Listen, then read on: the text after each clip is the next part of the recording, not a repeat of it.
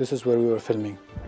7 journalists, clearly identifiable on a hill in the Lebanese village of Al-Mashab, in full view of Israeli forces less than 2 kilometers across the border. They were reporting on hostilities between the Israeli army and Hezbollah on another hill separated by a valley when they were attacked.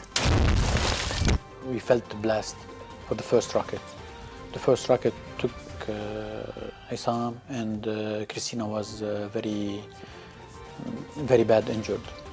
Ali sustained serious injuries in a second strike just seconds later, after he saw his friend, Isam Abdullah, blown through a wall by what's believed to have been a shell fired by a tank.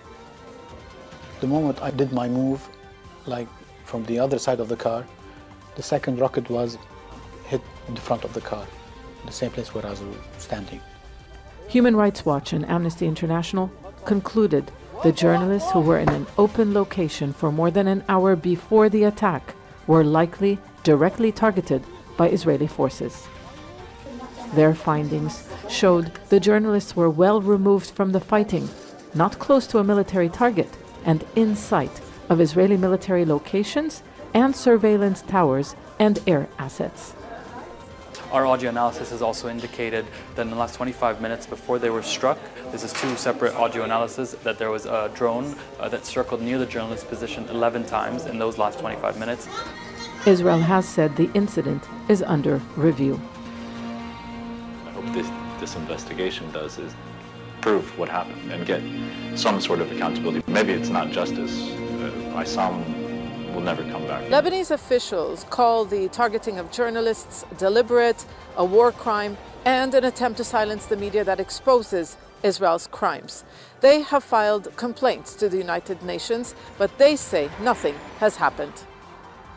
Critics say Israel carries out crimes and violates human rights with near impunity. And if someone do this assault on us or the attacks and get away with it, he will repeat it again and again.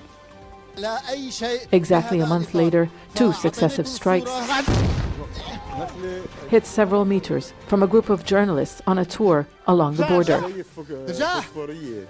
A week later, 2 journalists, Farah Omar and Rabia Ma'mari, were killed, also by direct Israeli fire in the village of Ter Harfa, a few kilometers from the border. This is our last selfie, me and Isam.